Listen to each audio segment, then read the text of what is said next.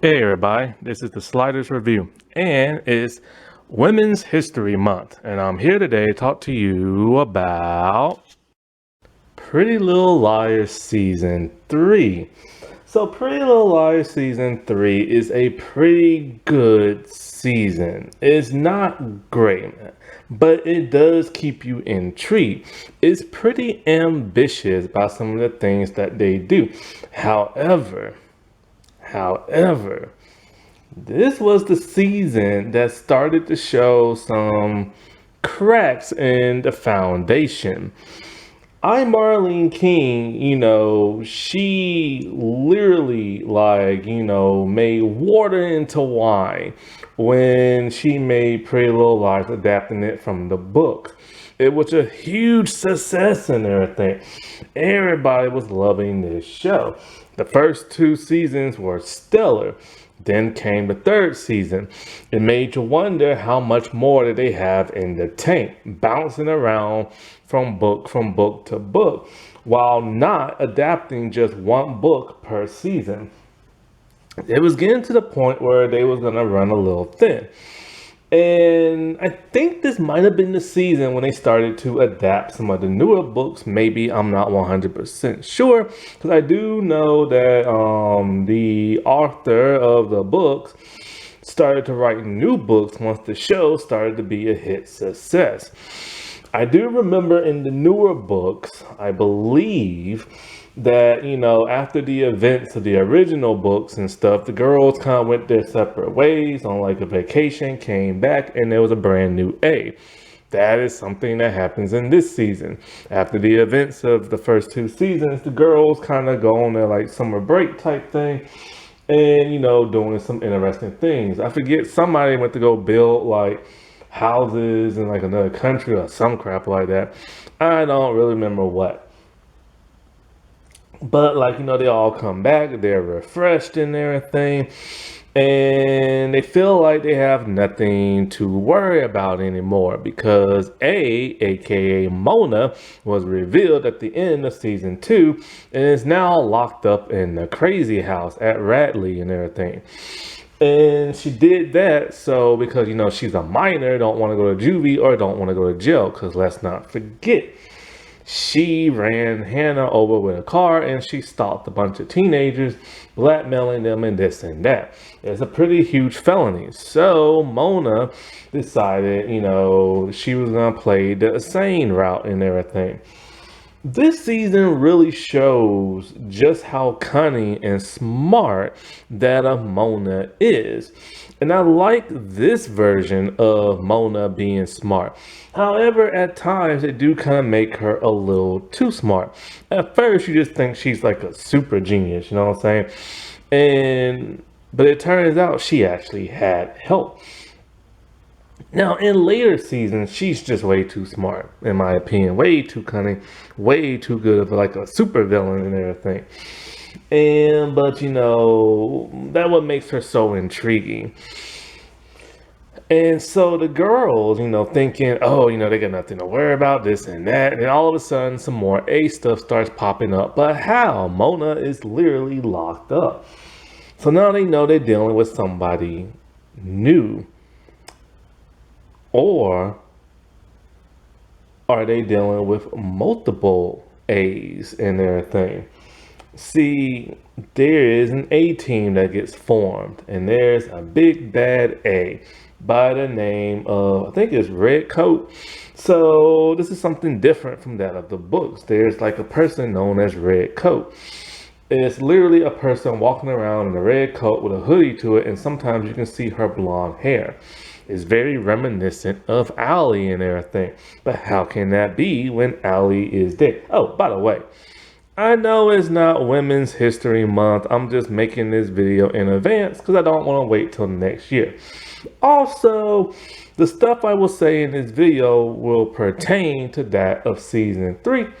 So if some revelation came out in later seasons, just know I'm not getting my information wrong. I'm just doing it pertaining to what we know so far. And so, who could this red coat person be, who kind of resembles that of Allie and stuff?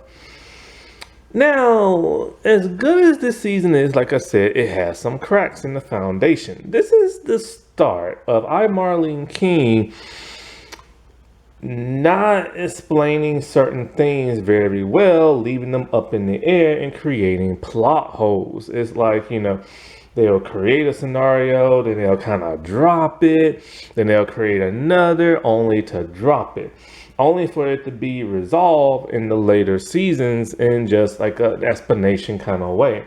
Even then and then, or even then and there, they're not really explaining that well. Like the whole, where the heck is Mike at this entire season? I know that the recurring characters like disappear for the majority of the season, but this dude is nowhere to be found. And in fact, I don't even know if the family even brings him up and everything. Now, one of the things that's bugging about the whole Mike thing is that the actor is taking on other roles. A lot of the stars on this show that are recurring do that. Like the actress who plays Melissa and stuff. This is one reason why they're never in the show that much. Also, thanks to the Pretty Little Liars podcast, True Crimes, we know that like the actress who plays Jenna said that like being a guest star, you get paid more than the recurring. So that's one reason why these stars are rarely in the show. It does make for a very disconnected, lore and everything. You're expecting these characters to be here. You're expecting them to support the main cast and move their story forward and everything. And you're expecting certain plot lines to not only take shape, but to be fulfilled. That can't happen when most of the cast barely shows up. And so things like Melissa's storyline is just wasted potential. Also, that of Jason is kind of like, what the heck? There's some things that are just never explained about him, and it just gets on people's nerves. It does time, wow, I'm getting mixed up with the way I'm saying. There are times, I'm tired. Look, all right, I'm tired. My mouth is tired of talking. And so, there are times where, yeah, what I was gonna say. Let's see, I was talking about Jason. There are times where it just feels like there's a bunch of filler episodes and everything. Because, there's about 20 something episodes, right? And that's the good old fashioned TV formula right there, boy. 20 something episodes. The only time that becomes a pain in the butt is when you're trying to binge it right before, your subscription expires and everything. And so you can actually find this show on HBO Max. You can find it on Hulu, but you can no longer find it on Freeform and everything. And so with there being over 20 something episodes, you don't want filler, especially if nothing happens with that filler. Then there is that strange Halloween episode this season. They really went all out trying to make it all scary. And yeah, it was spine chilling. However, there's a lot of confusion. Like the little ghost girl, seriously, what the heck is that about? That has to do, who visit, Ashley's mom and everything. It's kind of like, why was Ashley's mom, not Ashley, crap. What is Hannah's mom? Hannah's mom is named Ashley. Like I said, I'm tired, all right? I'm tired. It's late at night. It's like 1 a.m. And so what was the point in having Ashley and her boyfriend, doing the whole trick-or-treating thing? It just took up time. Then there is the weird thing about who drugged Arya. What's the deal with Lucas and Jason of all people? And who killed, this one character? Which won't get explained until the next freaking season. And it's baffling because what if they didn't get renewed? You know what I'm saying? And then when you do find out who it is, who's behind all this stuff, it's like, really? Him? Why of all people? You know what I'm saying? And they do that this season. Like the whole Lucas thing. The whole Lucas thing, I truly believe when it comes to Lucas, the writers just kind of all like, what the heck do we do with him? Same thing how they do Mike. It's like, what the heck do we do with him? You know what I'm saying? Like, what do we do with him? And because Lucas is acting very aggressive in the first half of this season, he's antagonistic, he's pissed. He nearly set Hannah on fire almost by mistake. He's just like, wanting to break in buildings, like, it's that whole misdirection type thing. That's the one thing this show does very well. I've said this before. When it comes to that of recurring characters, you never know if they're A or not because of the way they act. They always act like they have a purpose. They always act antagonistic. This is a great like red herring and stuff because it makes you frightened of these just regular characters. So much better than a reboot having a person in a costume slashing away. Like you just don't feel scared. Dear God, that reboot. I swear to God about that. Anyway. And so you be wondering and all like what's up with Lucas and stuff, right? Then to come the Halloween episode and he's totally chill. He's acting like normal Lucas. And it's like, whoa, who are you, Jacqueline Hyde? Like, what the world's going on with this personality shift? You know what I'm saying? And then, in an explanation kind of way, he explains why he's acting this way. And it's kind of like, really? Really? Really?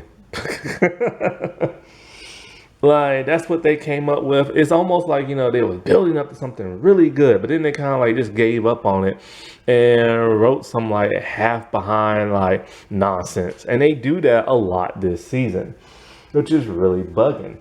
Now, one of the interesting things is that, the first half of this season is slightly boring, just slightly. The second half's a little bit more. You wonder who is Red Coat. And what's the involvement with the A team, and and, oh my God, if this person's on that A team, like what the heck?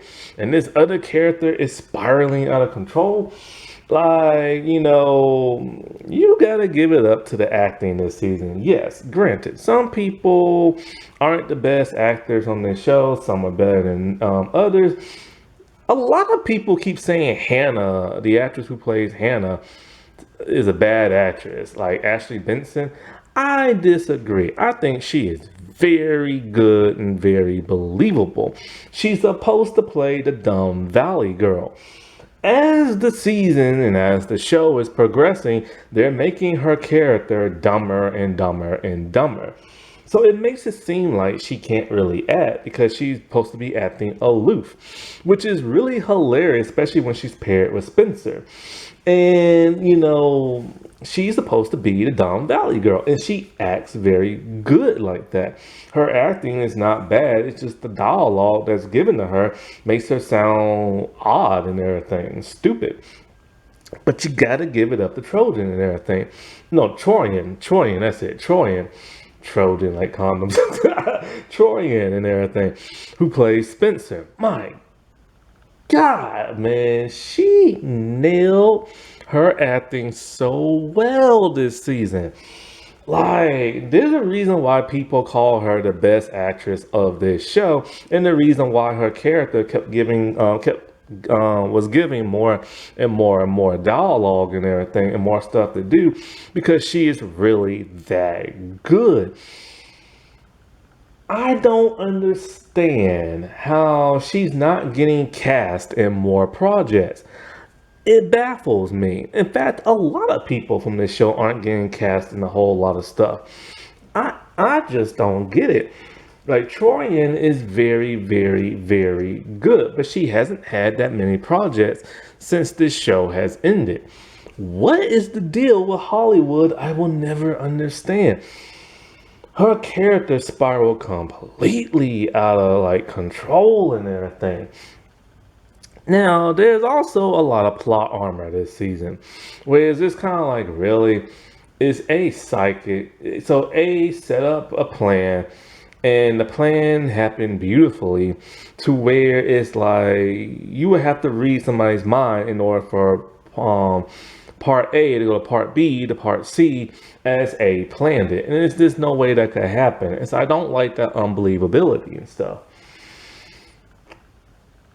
We do get introduced to some new characters like CC Drake and Nate, which makes for some very interesting, revelations and stuff. But the biggest revelation, of course, at the end of the second season, where somebody murdered Maya. So the first half deals with that. And it's a pretty cool how, they did the whole red herring thing and one up and everything, like who killed Maya. But it does not tie into A at all. That was a huge missed opportunity because you're supposed to build to these characters and what your narrative is, not go off on like a separate plot line that has really nothing to do with the overall plot of the season. There was another show that did something like that, Light as a Feather Season 2. A supernatural show, but then all this weird stuff started happening with this one character, but then it turned out it was more of a revenge slasher thing. And they made it to where it could tie into that of the first season, but it was just so vastly different. Good, but just different and not what you was expecting. And that's how it is with this whole Maya situation. So the first half deals with the whole Maya situation, giving Emily's character a lot to do. Now, this is going to pain my heart to say, because I do like this actress. I like Shay Mitchell, all right? Who I believe her first name is Shannon, I believe. I can't remember. Is Shannon or Chantel? I think it's Shannon. But I like Shay Mitchell, you know what I'm saying? Like, a lot of people, and I love the character Emily. Emily is just one of the best characters ever. But Shay's acting isn't always up to the task.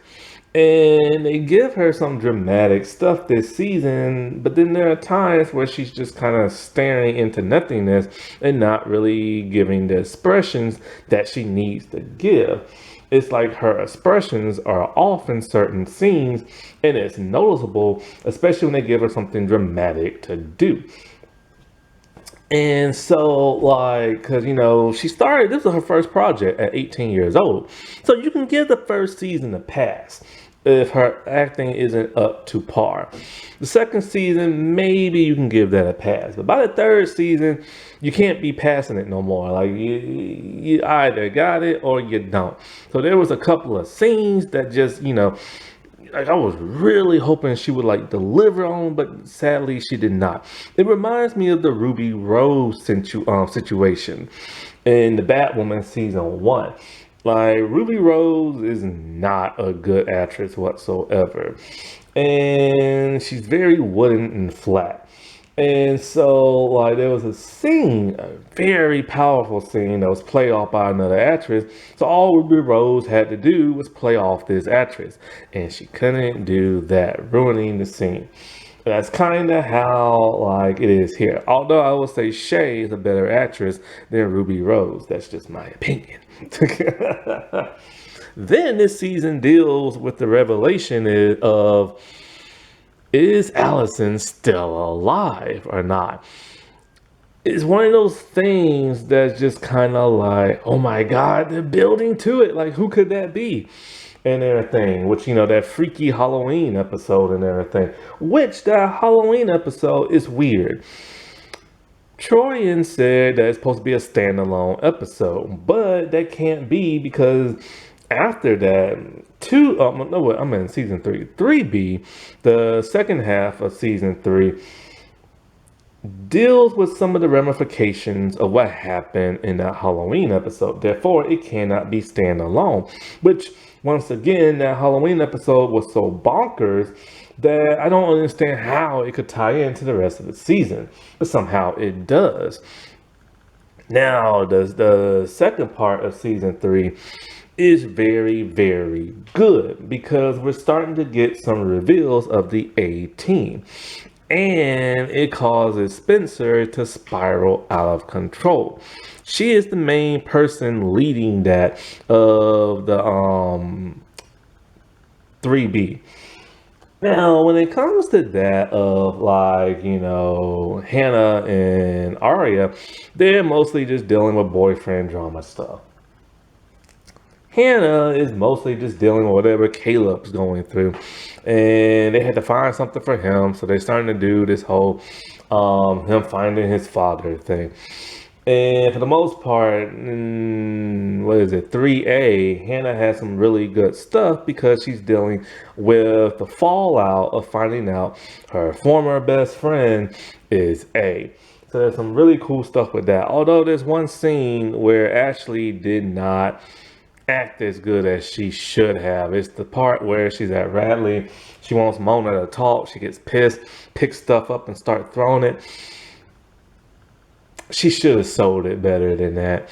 Then as for Arya, Arya is going through some weird stuff. She's finding out some revelations about like her father. She's going through some more stuff with Ezra. There's a thing where he might be a father and everything. We get to meet Ezra's brother. They try to do once again this whole love triangle thing between her, Ezra, and another character, only to write it out very quickly.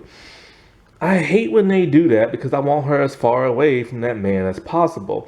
Their relationship is getting grosser and grosser to the point where he doesn't care if anybody in town sees him with her, even if it's a cop. Marlene King, you are gross for keeping this in the show, and so is Freeform. Because it's not all entirely her fault and everything. And so with the Arya stuff and her dad, it's just kind of weird because there's a point where she thinks her dad is A, and he tries to get close to her and she's shrugging away from him like she's a child scared he's gonna like assault her. I'm like, dude, this is your dad. He doesn't do anything like that. Now your boyfriend has no business touching you, and that's the person you should be like scared of instead of him. So they wrote it, and like I hate when they wrote that because the way she did it was so good.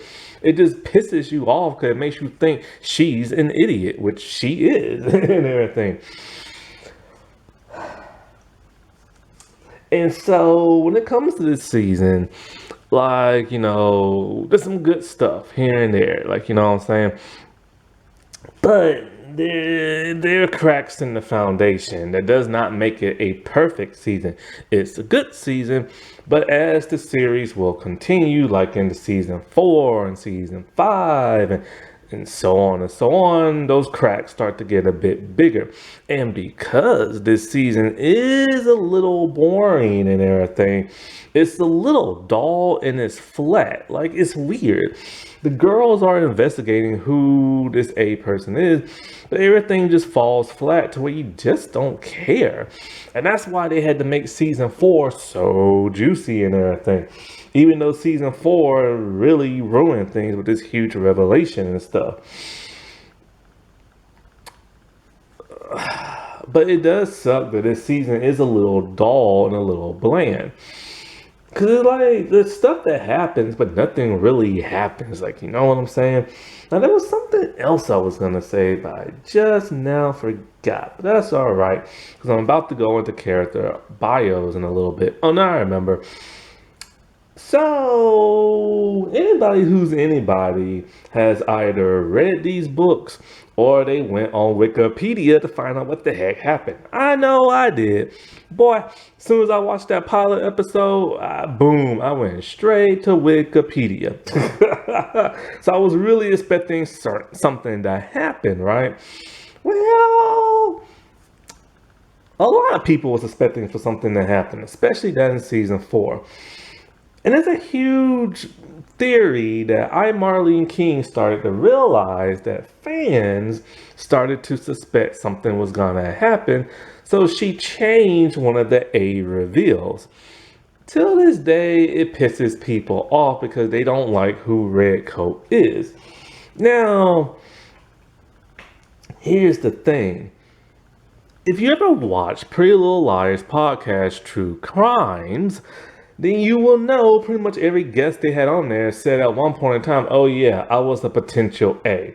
Meaning that, Marlene King really had no idea when going on with this series who she truly wanted to be A. She claims that in season 3, she knew flat out who A was and had this all planned out. I don't believe that entirely because she had a couple of suspects and she had to pick one, which I believe it's been a long time now, been over 10 years, I believe. I remember her saying something that when the series is over, she's gonna reveal her other picks of who was gonna be this Uber A type person around this season. Meaning that the person she picked wasn't intentionally gonna be that person. It could have been one of like 3 or 4 people and stuff. Therefore, she did not have this all planned out from the beginning of the season. And it's pretty self-evident that this one person was probably gonna be A. And it was like on like, Reddit and all this other stuff and Tumblr, and people were starting to put the clues together only for this weird twist to happen in season 4, which I still don't believe that. I don't. I don't. Because when this person said that she dated or they dated somebody, it's like, nah, you couldn't have had that all planned out. There's no way in the world you would have done that. You know what I'm saying? Or maybe she would have. Like, heck, I don't know. You know what I'm saying? So let's get into some character bios and stuff. Actually, before I get into character profiles, let me state this very quickly. This is also the season where we start to find out who might have killed Allison and everything. Like, who was the person that did it? Who dug up her dead body?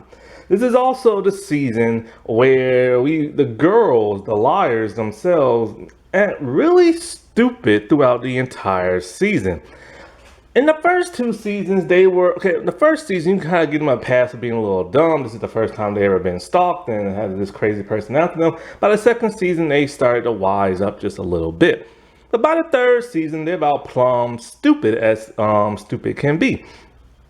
There's a new A. They're constantly like A is talking about, meet me here and I'll give you this. And no, wait, like meet me here and give me something and I'll leave you alone or something like that. So like a bunch of idiots, they do that and everything. They go to these deserted places. They go to these places alone or in a group. They don't tell nobody. They don't even bring a weapon. And it's like one of the reasons that they still haven't come forward with the whole A thing yet, because people think they're lying about like all the stuff that's happened before, because A has been framing them and stuff. Okay, I get that, but still, like, you know what I'm saying? And some of their like loved ones know about A now, but yet they still won't tell them. And whenever they want to help them out, like say Caleb wants to go with them, they're like, no, we have to do this alone because A told us to go alone. And it's just like, how dumb can you be and everything? At least Caleb was smart enough to bring a gun with him. And they just do this throughout the entire season. Or like when A gives them a flash drive with the videos on there that they really desperately need, and then they're all in the same bathroom stall acting stupid to where they drop it in the toilet, and then one of them's all like, don't move, Hannah, because it's like it's like some type of like sensor on there and they'll flush the toilet. So like an idiot, she just walks by the thing and boom, it flushes down the toilet and everything. And I just don't get the stupidity of them this season. Like, I really and truly don't. Like, Arya believing her dad just might have killed A because of the whole like his girlfriend thing got ruined. No. Or I'm messing up. Or like Arya really believing her dad might have killed like Allie all because of like the blackmail and stuff like that. It's just kind of like, come on, man. It's your dad of all people. But it's just the most boneheaded stuff ever. Like when Emily was having problems with Nate, like some serious problems, all of a sudden he's all like, hey, let me take you to a cabin in the woods so we can be like alone and hang out so you don't have to deal with all this like crazy stuff. Okay, sure. Even though I just seen you act like really nasty towards somebody, and after I just like, you acted like too clingy towards me, but sure, why not? It's like, it's just like that throughout the entire season. And it's just kind of like, I just don't get it. I really, really, really just don't get it. It's almost like, I don't know, man. It's just like, and then even Mona's a little stupid. Like, believing what this new A says, even though she can't see the person's face because they're wearing a mask. But all because the person, like, oh, we're gonna get those liars and everything. Sure, this will be fun. Mona's way too smart for that. And it's just kind of like, what the heck are they doing this season? Or the whole Jason elevator hospital part. Like, one of the liars were with Jason in the elevator. It crashed down. It was Emily, and the elevator crashed down. Jason got hurt. He was in the hospital. Then all of a sudden, the girls leave the room, and 1 minute later, he has completely disappeared. He has like severe wounds, a neck brace, a concussion, and everything, and he just up and disappeared. And it's just like, they don't even try to investigate what happened to Jason. Did he walk off on his own? Did A kidnap him? Like, they don't even try to investigate that. And it's just kind of like, what are they doing this season other than acting like a bunch of fools and everything? Because they're way smarter than that. I guess I'll start with Arya first. So the whole Arya and Ezra fit storyline. I hate talking about these two. It just gets worse and worse as the years pass because he's an adult and she's a teenager. So every season, they always trying to find a way that can cause problems between these two. Something that could out him, that can, potentially get him away from her. But then the show always reels those two back in. So with this season, Ezra is no longer working at the university. That's done and over with after season 2. He is now starting to write a book. That will come into bigger play by the 4th season.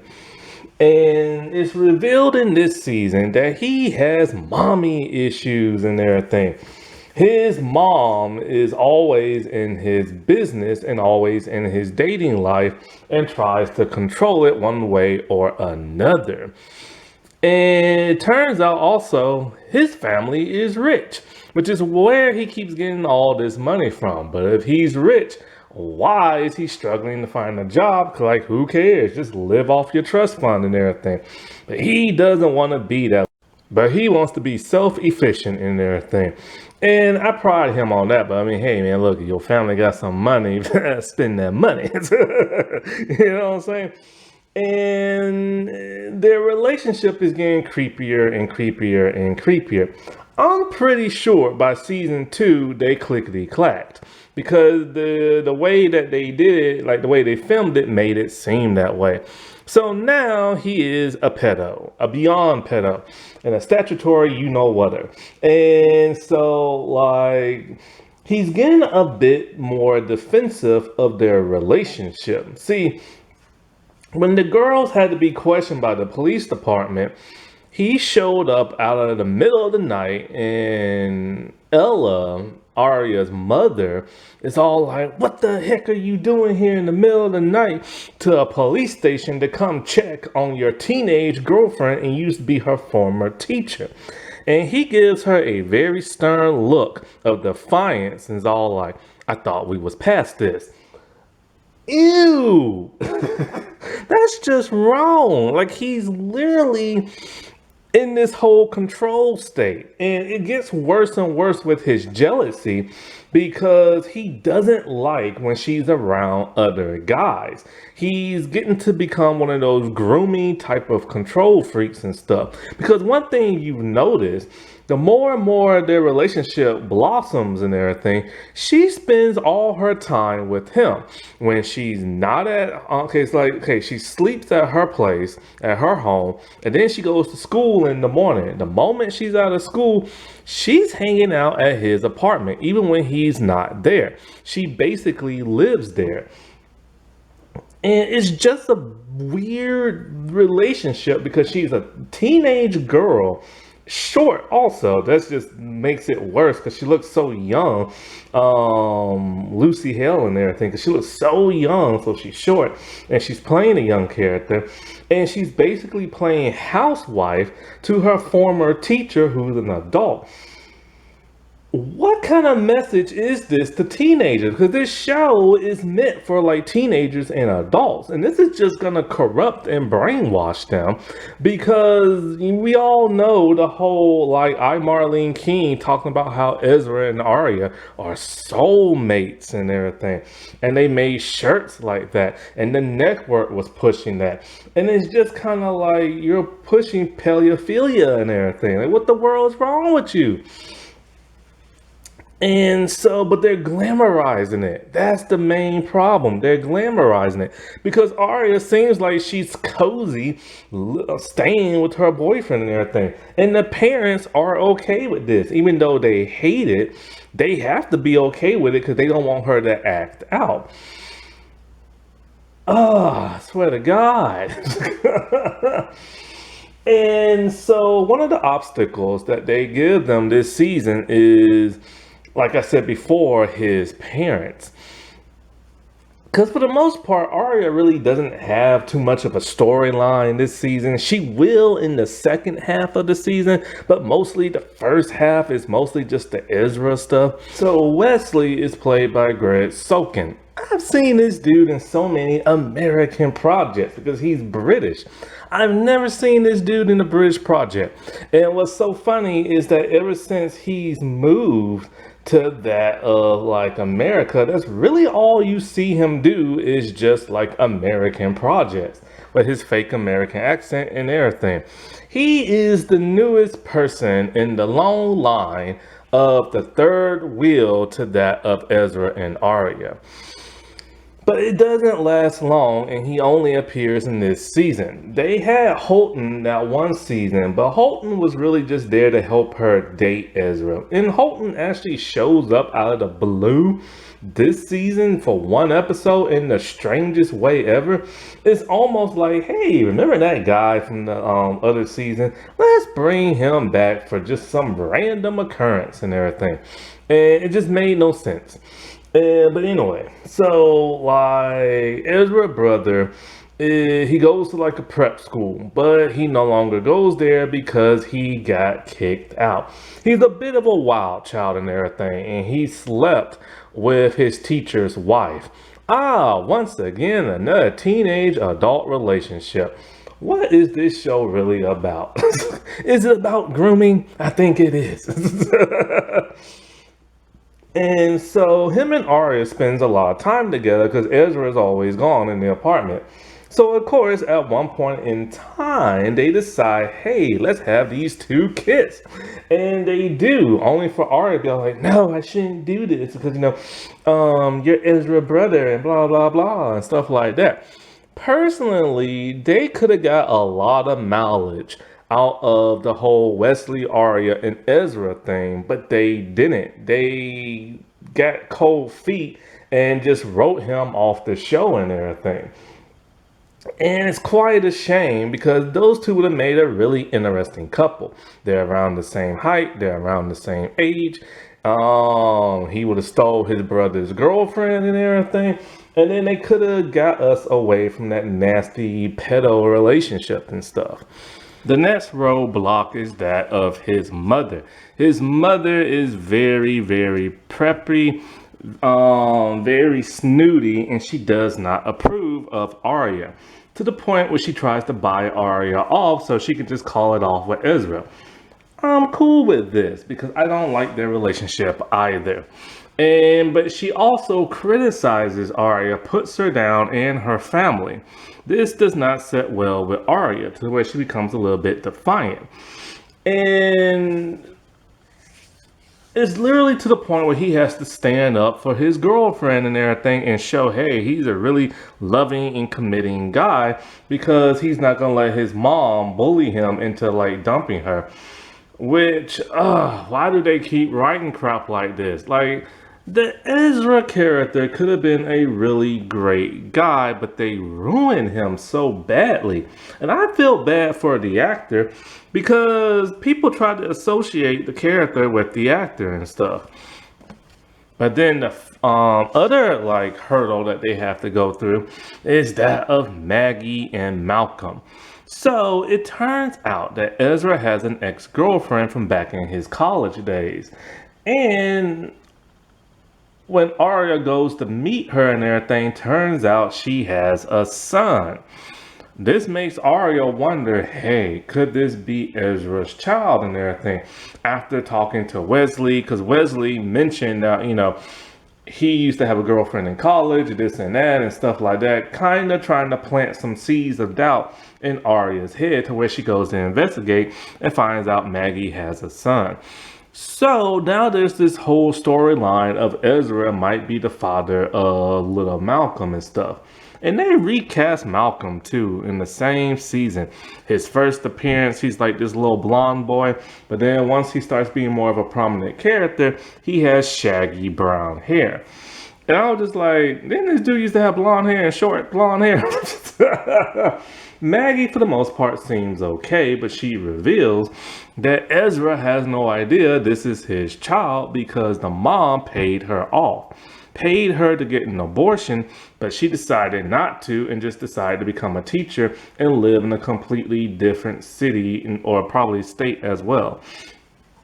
Once Ezra finds out, and once he finds out that Arya knew and did not tell him he has a son, he ain't too happy about that. And it causes friction in their relationship. Anyways, he tries to be a pretty good dad, and Arya has to babysit only for her to not pay attention to him, and he gets like cut or scraped. This pisses off Ezra even more, because he's just kind of like, and he gets mad at her too, all like, weren't you watching him? Oh, you turned your head for a second. This is a child. You're supposed to be more responsible. Remember, he's talking to a child himself. She is a teenager. She is not ready for motherhood. And he's literally now trying to make her into like his baby mama, and take on the responsibility of that. This is some disgusting writing and everything. And what makes matters even worse is that somebody from the A Squad kidnapped little Malcolm and everything. And when Hannah has to babysit him, she's trying to figure out, okay, he must have saw the person who kidnapped him, and it's a girl. So she goes through her phone like, hey, is this A? Is this A? And to eventually, when he's playing on the phone, he's like, no, it's this person and stuff. I'll get into that a little bit later. And so, like, this whole thing is causing problems with them, to the point where I think they take somewhat of a break, because now Arya realizes, hey, this is too much for me to handle. I'm not here to be like a mom. I'm not ready for that. Well, in a huge shocking twist, it turns out that Maggie lied, and this is not Ezra's baby whatsoever. So now, of course, oh look, now they can get back together and crap. Blech. But when it comes to that of Arya and her own storyline away from, well, actually, no, because it's still with the whole Ezra thing. Because now he needs a job, and I think he was subbing at the school she goes to, but now he's going to start teaching there again. And I'm just like, really? So this is the drama y'all want to create to have him start working there again? But the principal's all like, look, y'all can't have no interaction with each other, blah, blah, blah, blah, blah. So the school knows and is going to allow this and allow him to teach. He should not be allowed to teach around kids. This is a problem with the justice system. Seriously, man. It's like when these men mess up, they're still allowed to work at their job. Look at Matthews Perry's doctors, who are somewhat responsible for his death. They still got their license and they're still allowed to practice and everything. I don't understand this crap. So of course they're still gonna be messing around and everything like that. But it's gonna cause problems because, like I said before, they're very out in the open with their relationship now. They go out to public holding hands, kissing, and all this crap, like the whole Halloween episode. So to finally get her away from him for the rest of the season, there's a Halloween episode in between 3A and 3B. And so Arya gets drugged and kidnapped by A. And the question is, why exactly? Like, why did this random thing just happen? What is so important about her? Because she hasn't really done anything to piss off A or try to investigate, unlike Spencer and stuff, or the other girls. And so, like, she's placed in a box and she's scared out of her mind, and somebody's gonna push her off the freaking train. So somehow she finds like a screwdriver or something in the box. She takes it and she stabs up at the top because she can hear people talking. And she stabs somebody, but you don't see no blood. And so when she's freed and everything, and the cops get on the train, here comes Ezra hugging and kissing her while the cops are around. That don't make no freaking sense. Like, why didn't they arrest him and stuff? But what's even more shocking is the people who drugged her, because it technically isn't A. No, it's somebody unrelated. And it's actually three culprits and everything, which I'll get into that a little bit later, because the motivation don't make no sense with that either. And so, like, the last storyline with her of this season involves that of her dad. So remember when her dad was a teacher and he messed around with his student, and that broke up years later, it broke up the relationship with him and his wife. Well, the girlfriend is back in play because she's now dating Byron again. And it turns out with a flashback that like A sent Arya this earring. And so she assumed that like it was Allie's earring because like, oh, what was it? It was somebody's earring. It was either the girlfriend or Allie's. But anyway, so her and Allie convinced her, you know what, you need to get back at her and everything. So she assumed it was the girlfriend's earring. So Allie's all like, get back at her and trash this room. So Arya, in a fit of rage, destroys that of her father's office. The father thinks it's the girlfriend back in the day and broke up with her. And when he found out that it was actually Allie's earring the entire time and Arya trashed the room, he is now pissed at his own daughter and don't really want nothing to do with her. He's all like, I almost called the police on my girlfriend and she could have went to jail because of something you did. So it causes a rift between her and her dad, the way he's literally taking his girlfriend's side. This is how much of a scumbag he is and stuff. But then it gets to the point where it turns out Allie is actually blackmailing Byron to keep the whole relationship secret because she desperately needs money. So he gives it to her, but then at one point he's all like, nah, I ain't gonna give it to you no more. Do what you want. And she's like, well, I'll tell everybody. So this causes Arya to believe that, hey, maybe her father, just maybe, murdered her best friend. Why in the world would she assume that just because Allie was blackmailing him and stuff? That is a motive, but come on, it's your dad. You know what I'm saying? So because of this, she is starting to treat him very, very, very shady. When he tries to talk to her, she acts like she's terrified of him. When he tries to like put his arm around her, she shrugs him off like she's scared or something like that. She's acting like a brat. She's acting like he's the biggest murderer to ever live, yet her boyfriend is a little pedo and everything. And it gets to the point where his girlfriend all of a sudden snaps and goes crazy because they found some type of letter of Allie blackmailing him, right? So the girlfriend decides, hey, I'm gonna drug Arya for days, make her sleep for hours and hours and hours, and make sure she doesn't tell nobody what's in this letter. Completely out the blue, wacky tacky, you know what I'm saying? Like all of a sudden the girlfriend is now psycho. And it's just strange and weird. And she's playing it up like she's a psycho, playing it up like she's Uber A or something.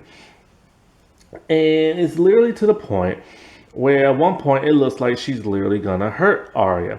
But Arya decides to be a little smart for once and grab and break some glass and make a weapon. Problem is, when she laid in the bed ready to stab the girlfriend, she fell asleep because of the drugs. And so when she wakes back up, she no longer has her weapon and she's delirious and it looks like the girlfriend's literally gonna kill her and stuff. Only for Byron to come in the basement. And once again, Arya is terrified of her dad. And he's all like, look, man, I've talked to my girlfriend and everything. She left, she fled. Girlfriend is now written off the show in the weirdest way possible. What happened to her being crazy? What happened to her drugging a teenage girl? Like that's another plot line that's never gonna get answered now. And Byron's all like, you know what, Arya, if it'll make you like me again, I'll go to the police.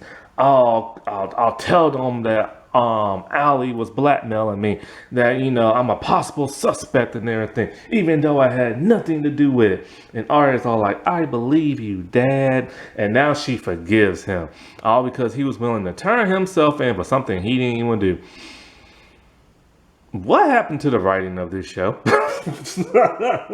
What happened to the writing of this show?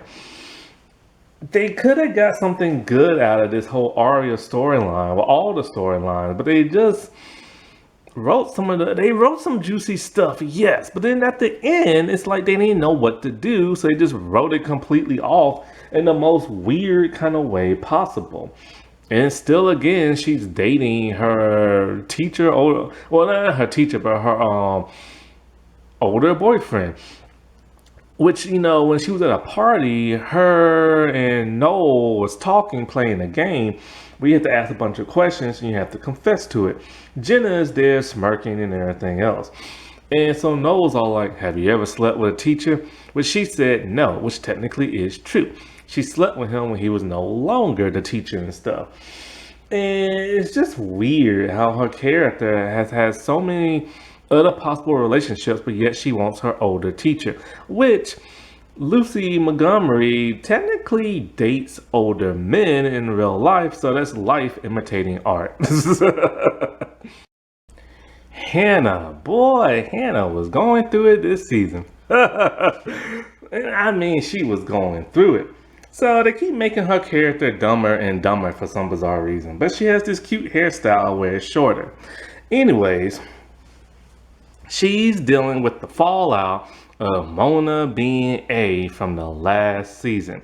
So, for the first part of her storyline, she is dealing with that. She's been going to Radley and visiting Mona because she just can't wrap this around her head as to why Mona will want to be A. You gotta remember something.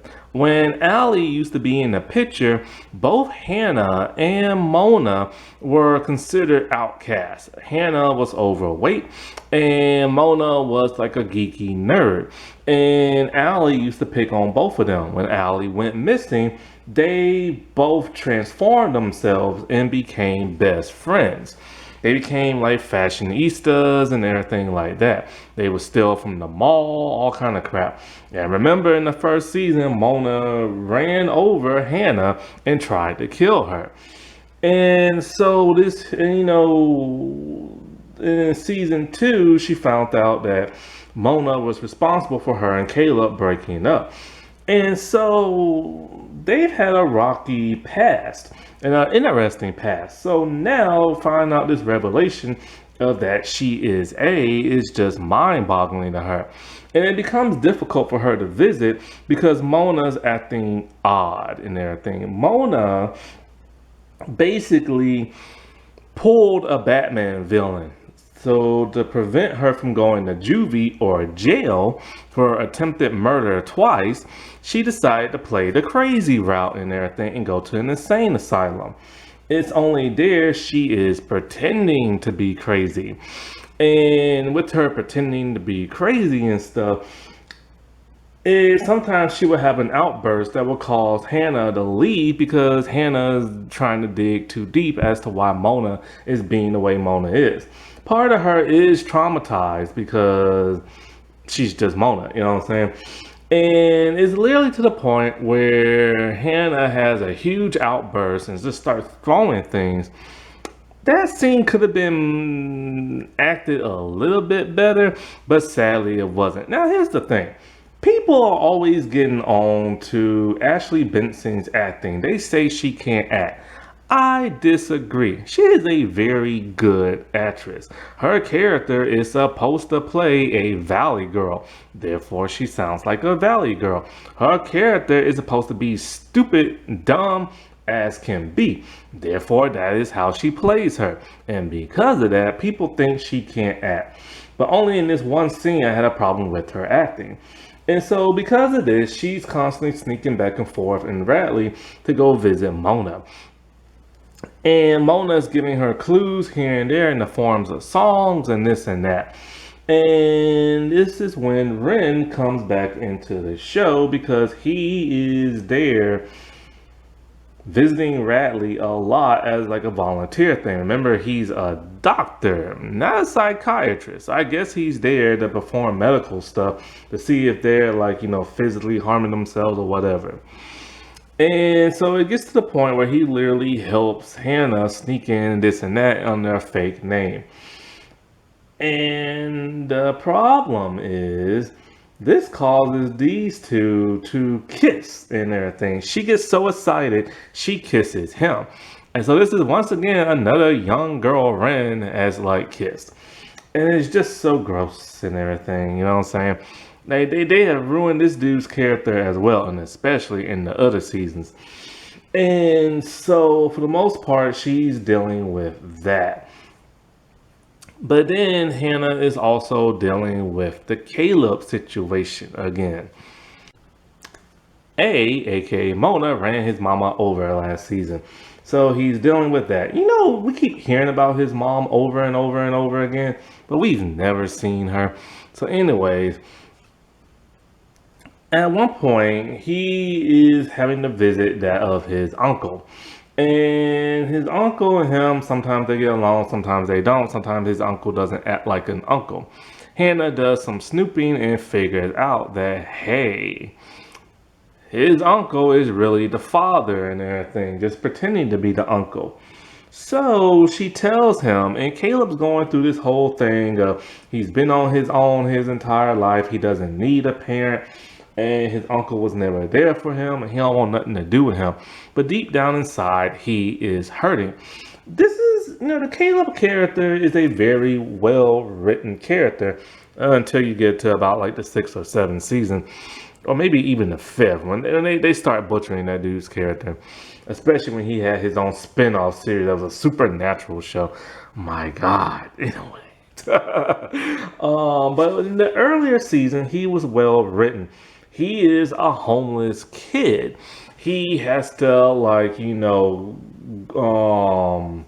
survive on the streets in any way possible. Like live in the school, take showers at the school. He pimps out people's cell phones and get paid that way. And something else he did, I forget how he survived. Anyway. But yeah, it's something that plagues a lot of people in the world. There are too many homeless people in the world, and the government does not care. And there are even young homeless people and stuff. And so the way they handle like his trauma of him not knowing his parents, him about to get kicked out of school, him about to get arrested, because you think he's that typical bad boy, but he's not. And him and Hannah, like they just bring out the best in each other, like I said before, because he made her a nicer person, and she made him feel like he matters, feels like he's an actual human being with a loving, caring, like something or another, you know what I'm saying? And it's to the point where him and his dad just can't get along because there's too much burden and everything. There's too much stuff under the bridge. And it's like, A does this whole thing where they're all like, hey, the dad stole money from like the church donation thing because his dad has like a shady past, wasn't always great. This is a ruse, and A set this whole thing up to cause friction between that of Caleb and Caleb's father.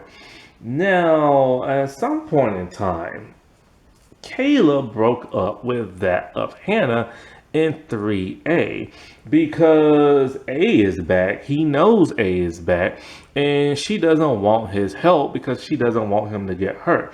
Even to the point where he goes and visit Mona, only for Mona to freak out and get him kicked out to where no young visitors are allowed to come because, Mona's Mona. And this causes problem between the two to where he actually leaves. But he later comes back because he realizes that Hannah needs him because whoever this new A is a lot more dangerous than that of Mona. So during that whole Emily and Lighton thing, or Nate or whatever, he literally rescues Emily with like he had a gun with him. At least he was smart enough to bring one because the girls aren't. And so he ends up like getting shot by Nate. And it's to the point where Hannah's so upset he thinks he's gonna die, but he's completely better by like the next episode and stuff. But the dude is like a hero. He literally rescued Emily and everything, and she rescued him back in return after he ended up getting shot. And so for the most part, that's just like really his storyline. However, there is Hannah's mom, Ashley. They're still getting harassed by Wilden and everything. And he just won't leave them alone. Wilden at one point wants Hannah's DNA sample, take a blood test, because there's a Ouija board that her and Allison used to play with. No, her and Mona used to play with. And something was weird about this Ouija board. I forget what. I think it might have had blood on it or something like that. So, could it be linked to that of Allison and the whole murder thing? So she's trying her best to avoid doing that, right? But of course, Ashley is getting harassed by that of Wilden. Now, Ashley also ends up dating a pastor because, she met this guy and he's pretty nice. And it turns out that he is the father of CC Drake. And more on her a little bit later. And so, Hannah and her mom love each other and will protect each other, but Hannah will not tell her about this whole A thing. And this is one thing I hate about the show is when the teenagers start acting like, you can't tell me what to do, mom. I'm going into the middle of the night into the woods to confront my stalker, and there's nothing you can do about it, mom. That is literally I'm just paraphrasing, but that's how they are when it comes to this whole A situation. But one time, Wilden's out and about, and so is Hannah's mom, and Hannah's mom runs him over with the car. And she drives off. She's scared. She's terrified. All of a sudden, the car starts to just no, wait. So they get rid of the car, right? So Hannah and her mom go back and they get rid of the evidence. But Wilden is nowhere to be found. Where is his supposed dead body, right? And so, like, they get rid of the car by dumping it into the lake. But then when they get home, a couple of days later, all of a sudden, boom, the car is now in the garage. And so is the video playing of the dashboard camera of Ashley running over Wilden with the car. So this is something they're gonna have to deal with in season 4. And by the way, Wilden survived. Now, when it comes to Wilden, he's his typical creepy self. Man, he could have been a good character too, but they had to turn him bad. And so it turns out that in the Halloween episode, he is the one as kind of like this court jester type person who tried to kill like Arya and all of them because like he's the one who killed Garrett. He is the one who strangled and tried to choke out Spencer. But here's the thing, he was not the one who drugged Arya and put her in the box, and he's not the one who got stabbed. Turns out he was blackmailing that Melissa and Jason. Those two random people out of the freaking blue. Like, why them of all people? Well, they know some stuff. They know he's a crooked cop. Garrett was gonna expose him, and also it has to do with that crazy video organization in college that Jason and them are about. So he blackmails them to drug her and put her in a box. This is when the writing really starts to get bad because there's no real good clear motive as to why this is going on. And so, like, you know, he later confesses that in season 4. Still just the most random thing ever. He's trying to cover up the part that he's a dirty cop and that he killed Garrett on the train of all places. It was a weird episode. But I forgot about Lucas. So Lucas is acting very odd, very strange, and very temperamental. He's very aggressive. He's very moody. He set some paper on fire that could have set Hannah on fire at the school. And he's just being very odd. Turns out he's part of the A-Team. And Mona has been blackmailing him since season 2, and he's been doing some of her A activity. He is the one who gave Emily a back massage and stuff. And it's like, no, not poor Lucas, man. And so, like, he's just been so temperamental and all this other crap. Then in the Halloween episode that's in the midway of the season, he's all nice and back to his normal self. What the heck happened? What happened to his temperamental ways? Easy. The writers can't come up with nothing for him. So they completely dropped that storyline. Kind of how Mike is completely absent from season 3. Like, where's Arya's little brother at after all that stuff he did in season 2? Anyway, so he gives Jason a letter, and because for whatever reason, it's the whole Wilden gave it to him so he can give him the letter and blackmail and all this other crap. But anyway, he later tells I think Hannah like Mona's been blackmailing him and he's gonna get out of Dodge and he can't take it no more. So another member of the A-Team finds this out and runs him over with the car as he's randomly skateboarding at night. Really, Lucas of all people skateboards? So after that, he's completely written off the show and won't see him again until the next season. An odd storyline that makes no sense. But that is what happened with this season because this season started to show the cracks in the writing. Emily, whoo boy, she was the first like major like storyline of say like 3A, right? It mostly revolves around her. There's a big mystery going and surrounding her, what happened to her when she blanked out, and the whole Maya situation. Because as we know, Maya is dead. And it was revealed at the end of season 2 that somebody murdered her and stuff. So Emily is spiraling out of control because of this. And it's to the point where she's moody, she's grumpy, she doesn't want nobody to say anything bad about Maya. Like she's starting to change and everything. Because we all know when it comes to her love life, that's when she gets the moodiest. And so, like, when the girls are all hanging out in the beginning of the episode of the season, because they took time off and went to go do stuff, like somebody went to go build houses and stuff. I believe this is when they were trying to implement the newer books into the show and stuff, right? Because in the newer books, they all went off their separate ways and done some other stuff and came back to only reveal there's another new A, right? And so all she wants to do is just get drunk now and just not think about stuff. Well, she has Allie's flask. And when she drinks it at Spencer's like little lake house or whatever, all of a sudden she disappears in the middle of the night. So it's kind of like a retread of the whole, oh no, Allison's missing. Oh no, Emily's missing. But then they later find her. She's completely out of it. So the first part of the whole mystery of all this is what the heck happened to Emily in those missing hours? And who exactly drugged her? Was it A? Still to this day, nobody knows.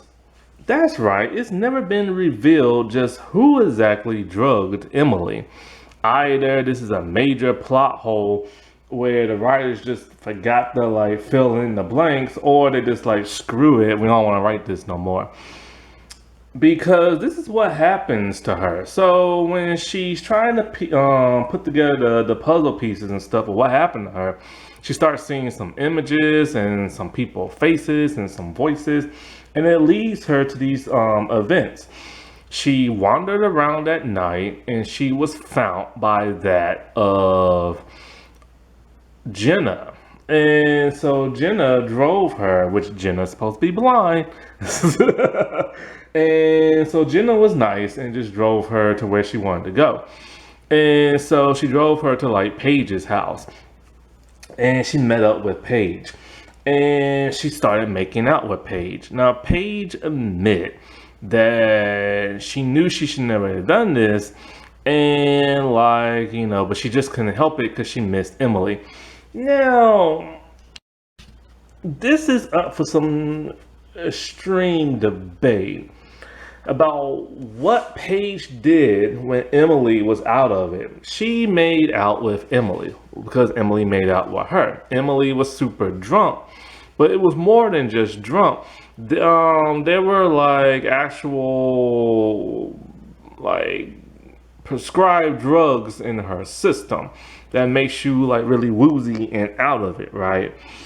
And these drugs were later found in Lucas's like locker or whatever, because remember he was being blackmailed by A. So maybe Lucas spiked that of the flask, but how the heck did he get a hold of it? See, that's never explained. Now, this is the same flask that Allie had when she drugged the girls in the first season of the first episode and then later disappeared. So some people believe that maybe, just maybe, there's some residual traces of like the drugs that Allie used to make the girls pass out. But that was already back in season 1. At least a year has passed since the events of season 1. I doubt that drug is still in the flask, you know what I'm saying? But heck, it's Marlene King, so who really knows, you know what I'm saying? And so now, like, back to the whole debate thing. Did Paige do a bad thing, or is it just something people do at parties all the time? See, she didn't know. She knew that Emily was tipsy drunk, but what she didn't know that Emily was drugged as well. So when Emily's doing all this, Emily really has no idea what the heck she is doing because she is super out of it because of the alcohol and the drugs. And Paige made out with her. And of course, this freaks out Emily because she's all like, dude, like, I don't remember agreeing to this because I don't remember nothing from that night. So it's kind of like almost like an assault in a way, like a date R word. You know what I'm saying? Almost, kind of. I don't think it went as far as kissing. It was just them kissing. That's it. But once again, it was without consent because Emily has no idea what the heck even happened. You know what I'm saying? But we have a sober Paige who knew what's the name was out of it and still took advantage of her anyway, only because she wanted to make out with her. People do this at parties and clubs all the time. Like they'll meet somebody, they'll start dancing, the other person is drunk or whatever, they'll start making out. Some people even sleep with each other and end up on the Murray show talking about you my baby daddy, and then they bring in 3 other guys who they don't even know. This is one of those hard things. Like, was this wrong or was this not? Because like I said before, people do this all the time at clubs and parties and you never hear nobody complain about it. It's one of those topics that really should be addressed. But then anyways, afterwards, she went wandering off again, and then she ended up at Allie's gravesite where she met 2 completely different A's. One was Mona, and the other one was a person wearing like a mask. And they dug up Allie's grave and took the body and everything. Now, I've said this before. If A had Lucas drug Emily, how the heck did A even know that Emily would end up at the gravesite? That's the biggest plot armor I've ever seen. So I don't think that's what happened. I just think that I guess there was still drugs in like the flask, and it wasn't cleaned out properly, and it knocked her out. Because Paige drunk from the same flask, but she only drunk some of it, and she went to the hospital because of it, because she passed out and stuff. And so, like, yeah, it's one of those things that's just never been answered. And so, like I said before, that took up a good chunk of like the first half of this season. The rest of it is meeting Maya's cousin, Nate. So Nate shows up and him and Emily instantly bond over Maya and stuff. And it's to the point where like at first, Nate's kind of like, you can tell he's into Emily, but it's like, dude, that's your cousin's ex and your cousin's dead, right? So, but those 2 dudes start to bond very nicely. And then he starts to try to date Jenna. Now, Jenna, I'll get into her a little bit later, but basically, the new character Cece ruined things between him and Jenna, and when they did, it was to the point where Jenna blew him off, and he did not like that. And it shows that he has some type of anger issues, and he's willing to shout at somebody in public. And so, like, this is a red flag that Emily sees. But then another big red flag comes when those 2 start like talking, and she's at the point where she's actually starting to get back with Paige. But Paige can see that him and her are kind of like a thing. And so Emily starts making out with Nate, which now implies that she's not a lesbian, but bisexual and everything. I don't know how the fandom feels about this, because remember, she faked being straight so many years, and she was really into girls. Now they have it to where she's also into guys. And some people in the LGBT community could be pissed off about this. Now, could she just be implanting Maya onto Nate? Possibly. But in a way, she stops herself and, like, look, man, this is wrong. Maya is your cousin. So he thinks, oh, now you trying to play me and everything like Jenna. So he starts to act very grumpy towards that of Emily. And, like, This is a second red flag. But of course, this is the season where the girls are stupid. So when some more crazy stuff starts to happen with Allie's missing bodies and they getting teeth and other body parts, stuff like that, she decides to go into a cabin in the woods with that of Nate, all by her lonesome. And it's like, dude, have you not seen the red flags with this? Now, when it comes to Maya, a video footage surfaced of a person grabbing her off screen. See, they had to find a way to shoehorn Noel into this. So basically, he's going off with Arya pissing her off, but then there's footage and evidence that like Maya was at Noel's family cabin and everything for some bizarre reason. And he's all like, yeah, I'm nice enough to let her stay there because she was going through some stuff because she was being stalked by a guy at like the camp she went to. And so he gives them the footage and everything, and it shows her being grabbed off camera by somebody. And so, anyways, it is later revealed that the person who was stalking Maya, who killed Maya because it wasn't it was just on some random, completely different person.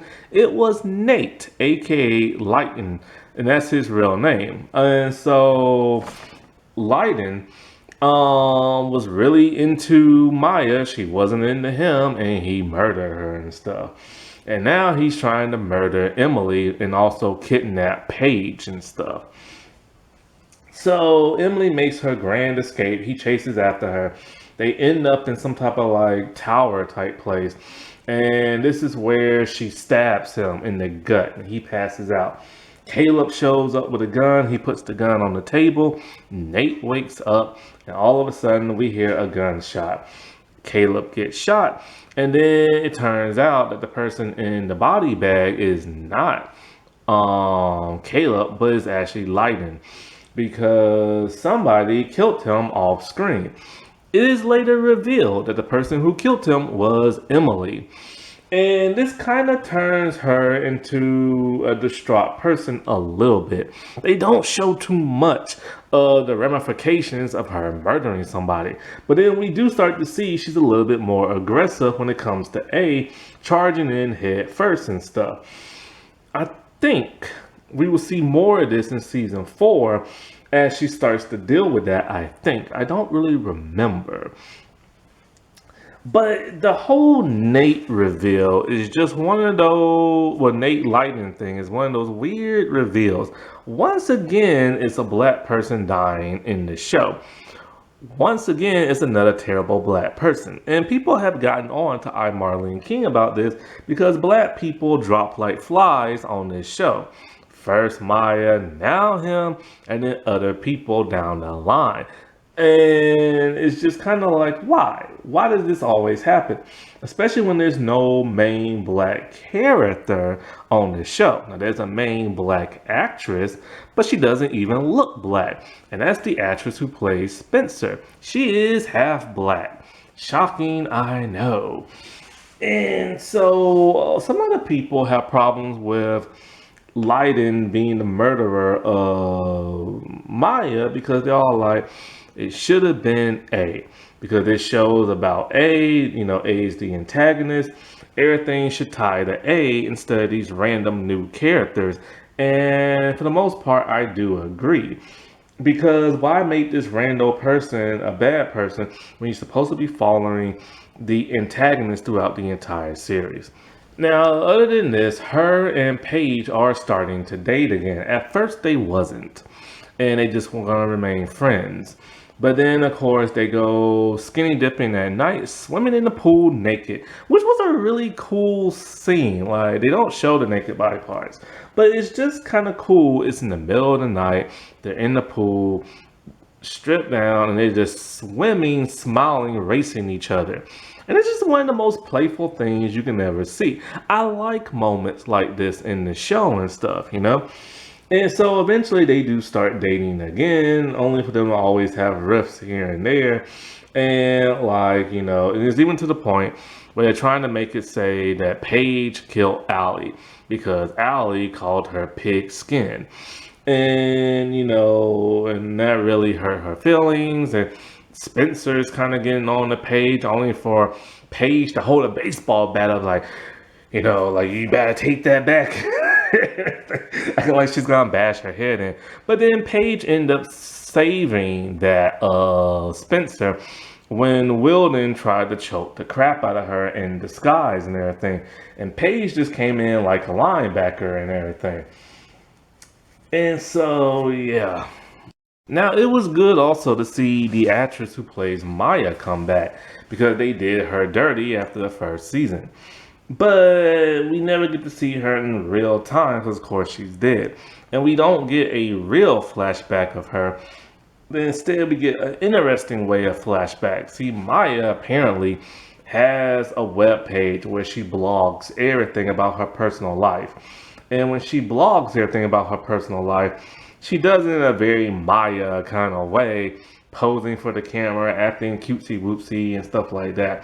So it's nice for Emily to get to see her girlfriend or ex, talk and everything and be her normal playful self. The whole Emily storyline of 3A was like the MVP, right?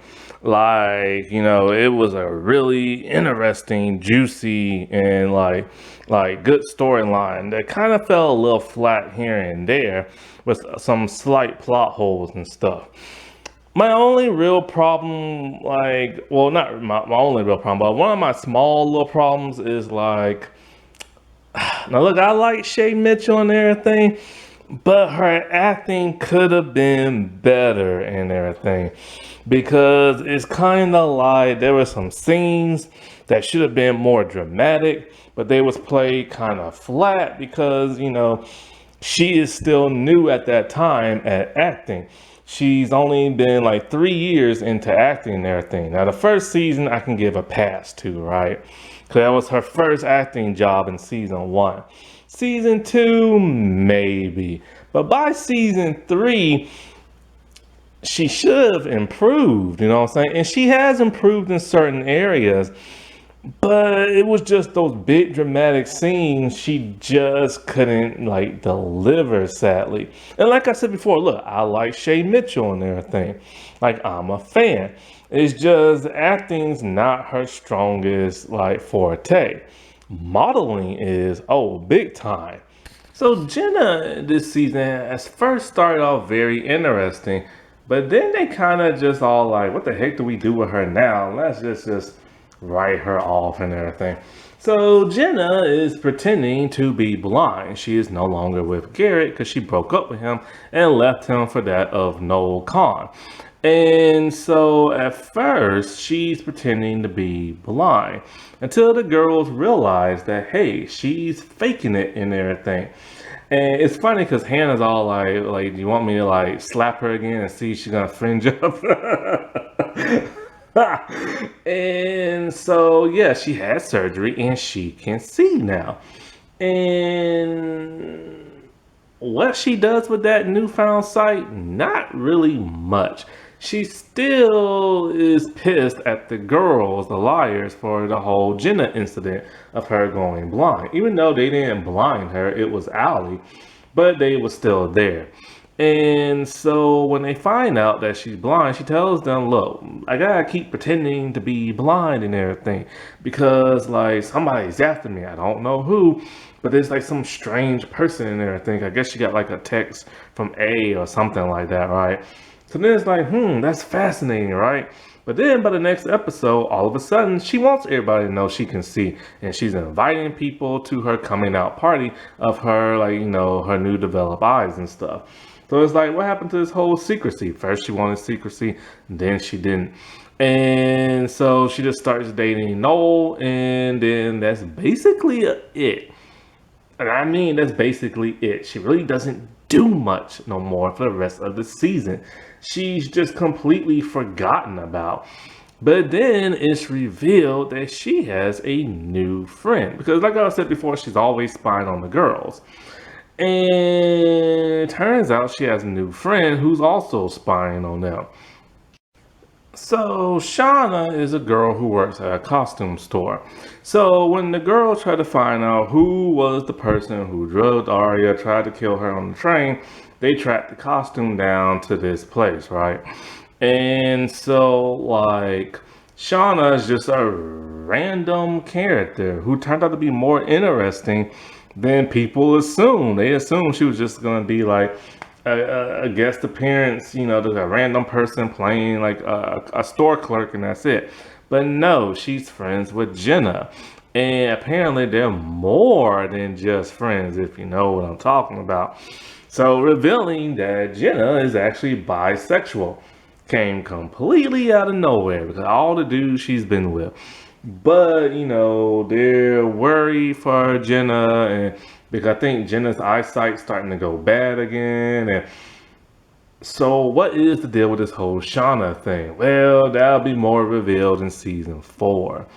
CC Drake is a brand new character introduced, and she's introduced in a very interesting way. When the liars are out and about, they hear a girl talking very similar to that of Allie. They turn around and we just see the back of the girl with long blonde hair, making it assume it is Allie till she turns around and it's not Allie. But then ironically, it turns out she knew Allie. Now she's older than her in college. And apparently her and Allie used to hang out because at one point in time, Allie thought she was pregnant and she wanted to get rid of the baby and stuff. And so it's really interesting how fascinating this character is. She's feisty, she's fierce, she's in your face. She's kind of like a somewhat nicer, edgier version than that of Allie. She ruins things with that of Leiden slash Nate and Jenna when she literally uses, I forget whose phone it is. I think Emily had Nate's phone. And Cece realized that Emily liked Nate. So she uses the phone to call Jenna and basically all like, Nate's my boyfriend, what you doing, scamming on him, stuff like that, which causes Jenna to just completely blow him off to where he gets pissy at her and stuff. She allows Spencer and Arya to go to like a college party so to help Spencer to get into college and also so they can figure out how, this whole Noel Maya thing and the tattoo thing and all this other crap. She even saved that of Hannah from a snake when A placed the snake underneath the dressing room. And she literally took it out with just like her feet and everything. And it's kind of like, who is this character, But then it turns out she might be a little shady and everything because she knows Wilden and everything and a couple of the others that are shady characters. Now, she has a very interesting development in the other seasons. Spencer, my God, the MVP of this season. Give this woman her flowers. Truly, there's a reason why she's been nominated for so many different awards for like so many different like projects. There's a reason why she has won so many. She won Pretty Little Liars. Okay, she got nominated for Pretty Little Liars and won for, I forget the award show. But for a star you should look out for. She is literally that good. And I mean she is that good. It's so much that her character started developing more and more and more as the season progressed. Although that last season, she tried to take on this type of character role and it just wasn't, people just wasn't feeling it. I know I wasn't. But the Spencer storyline and that of 3B really saved this season because the whole Maya Emily thing, while fascinating and intriguing, it kind of just went in a direction people wasn't expecting. Good, just was like really unexpected. But this storyline, my God, she completely spiraled out of control. Now, Spencer is always the smart one. She's the snappy one. She will hit you with a one-liner in a very intelligent kind of way. And when she get kind of pissy at people, she'll just look at them. Like say she'll walk up to somebody and she needs to talk to them, but they're talking to somebody else, and she'll tell them, "Can you be someplace else?" And everything. Like she really has no filter. But one of the best things given to her was that of Toby. And so, for the most part, it's already been revealed that her and Jason are brothers and sister. There's not much development with that other than when she was out and about in her car, all of a sudden here he comes around the corner speeding and crashing into something. So she drives his car with him back home and has Toby do something. And Toby doesn't like that. Like, look, you're an accessory to his drinking and driving. I'm now an accessory. So Toby and her are kind of on the fritz. He knows there's something going on with her as a potential new A about stalking the girls, but she doesn't want to involve him, which pisses him off because he just wants to protect her. So it gets literally to the point where he just ups and leaves and goes to like another town. Then at some point he comes back and everything's peachy keen. But it's getting to the point where her keeping all these secrets from him is really bugging him. It's even to the point that when him and Emily finally decide to hang out this season, because they always hang out in at least one episode, even though they're supposed to be really good buds and everything. They're talking, and he's all like, "You'll never keep a secret from me or lie to me, will you?" Because he asked her a question about Spencer, and of course she lied. So this is irritating him even more.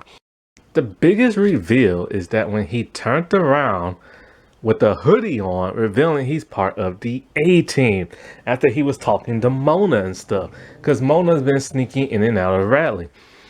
This was really shocking, and it's kind of like, could this be? Like, what the heck is going on? He's doing all these shady type things and everything. He even ran over Lucas when Lucas tried to get out of Team A. But then Spencer, being a smart person that she is, because she's always trying to figure out who A is. And well, when she saw that key and everything, and saw that somebody was checking into Radley, somebody checked into someplace, I forget where, or they ordered something under this one dude's name, Eddie something, I forget, the dude who works at Radley. She realized that the key must have belonged to Toby, and it did. And so when he went to go get the key, boom, here she comes out of the shadows, and is just very shocked to find out he is A. Now, this causes her to spiral out of control because she's trying to get a hold of him. She's going to like the A layer, and he's completely checked out of Dodge. And what makes matter worse is Mona. Mona is phenomenal this season, playing everybody like that of a fiddle, especially that of Hannah, but even more so that of Spencer.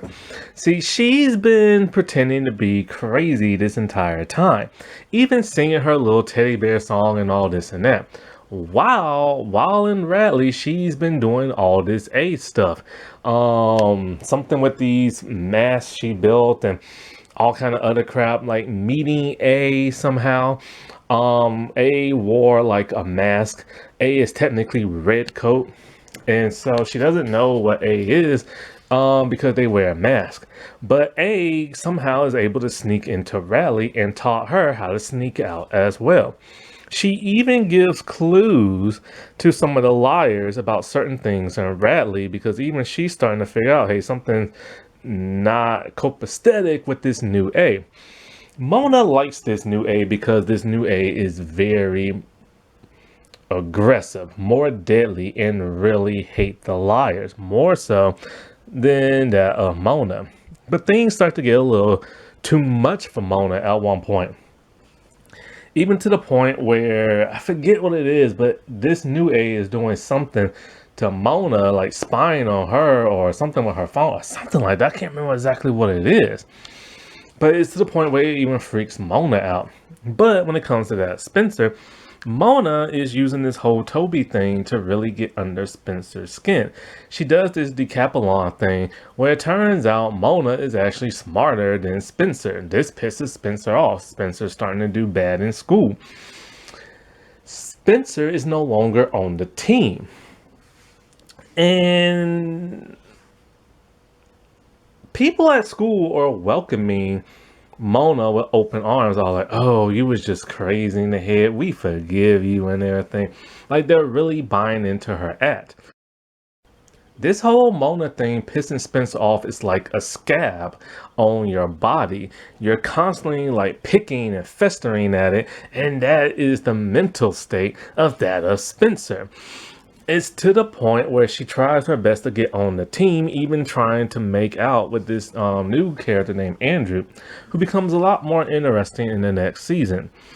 It's even to the point where she's just like leaving school in the middle of the day, getting into a loud, like, what's it called? Not an argument. But like, not a burst. What is it like? She was okay. I put it this way: she was really rude to Arya's mom, who's like a teacher and stuff. And outburst. That's it. An outburst. She's acting very erratic and unusual and stuff. And because it's kind of hard because her parents are always keeping secrets from her. Her mom, like, 'cause see, in the beginning of this season, Spencer was seeing Garrett, not dating, but seeing him in prison and asking him about this whole A thing. Why was he at her house? The whole fire thing. Did he kill Maya? Did he kill like Allie? All this other crap, right? And it's at the point he's constantly like, I'm innocent, I'm innocent, I'm innocent. I need your mom's help. Like she's a lawyer. The mom takes the case all of a sudden, to where he doesn't want to talk to Spencer no more. And so the mom is keeping secrets, the dad kept secrets, even Melissa kept secrets because it was revealed she was the Black Swan from season 2 because she was being blackmailed and stuff. And so it's like she can't trust her family. Jason is pretty much useless this season. A literally tried to kill that of Jason and Emily in an elevator. Somehow A cut the cable and it came crashing down with Jason in it as Emily was able to escape. When they're at the hospital and stuff, all of a sudden Jason just disappears from the hospital. And it's like, dude, where are you at? Like, who kidnapped him? Did he leave on his own? It's one of those plot hole things, just like the whole he had a stab wound. And Mona, of all people, healed him up. Because she's, and it's kind of like, and it's like, okay, the stab wound came from the train. The Halloween episode, it was Arya that stabbed him. But why was he, trying to drug her and kill her? Then we find out next season it's Wilden and stuff. But anyway, so Mona's just playing the crap out of her, right? And it's literally to the point where she baits Spencer into going into the woods and be like, haha, I killed Toby and everything like that. He's dead and blah, blah, blah, and blah, blah, blah. She sees a dead body, but she doesn't go to see who it is as she's chasing Mona through the woods of all places because she wants to hurt Mona bad. Because Mona's taking everything away from her. Her grades, her boyfriend, her sanity and stuff. After that, we don't know what the heck happened to Spencer. But then all of a sudden, she's in the crazy house and stuff. So while at Radley, she talks to Eddie Lamb. That's his name. The name that Toby was using to do whatever it is that... I think he got like an apartment or something like that. Or a hotel room under that name. And the interesting thing is, I believe Spencer isn't fully crazy. She's only pretending there because she wants to be in the same room where Mona was to figure out more stuff about this whole Mona thing, the Toby thing, the red coat thing. So she's literally got herself committed, using that, I guess, to like figure clues out. Because before that, she tried to go to the Decathlon thing, and she went with Ren. I think they end up, I don't know if they did anything or not, but it's at the point where she's literally trying to just sleep with other guys. Because the whole Toby leaving her, the whole Toby being part of the A team, the whole Mona screwing her, she just doesn't think of herself in higher regards no more, and she looks at herself as like she's cheap, so she just like throws herself at guys hoping they'll take advantage of her, because doing that makes her think she feels special. And it's sad when people feel that way, and there are tons of people who do things like that because there's a trauma that hit them so hard to where they just want to feel loved. Anyway, after finding out this whole like Mona thing and Toby thing, all of a sudden Spencer starts working on the A team because she figures Toby is still alive and she's trying to get close to him and trying to figure out what the heck is going on. So she is literally playing Mona now, but she has to do bad stuff. She kidnaps Malcolm, Ezra's supposed little son, and everything.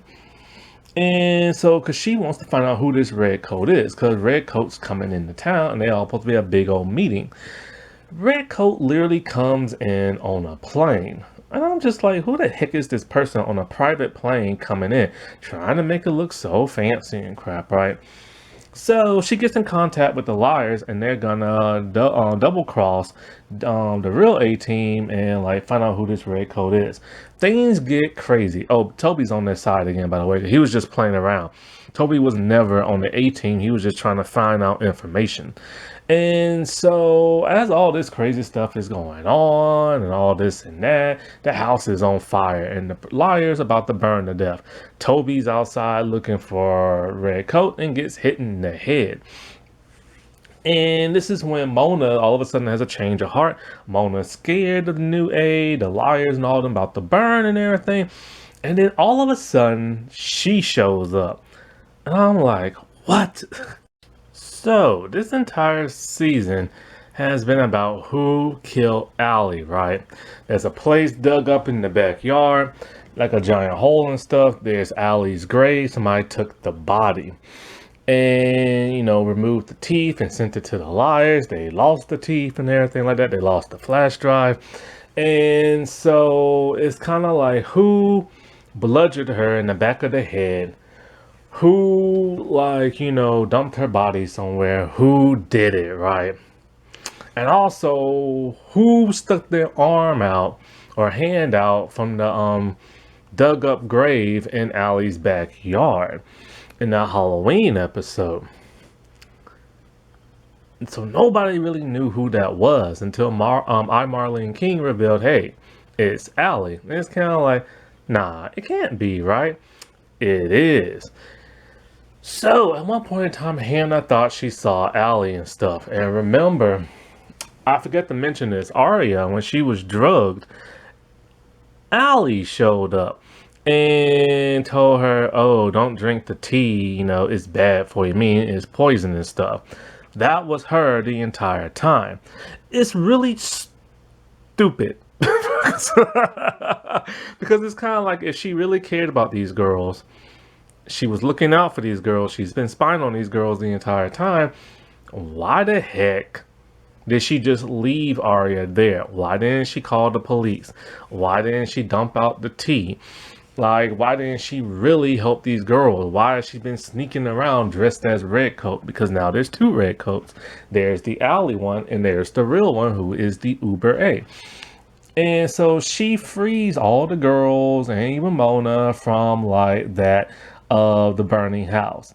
And when they freed them, they woke up outside and Mona's all like, it was Allie, I saw her. They're like, can't be, she's dead, until Allie reveals herself. Big shocker. You knew they was coming back for a season 4. There's no way they couldn't and everything, Allie is freaking alive. Like this entire time. Where the heck has she been? And who the heck was in the grave?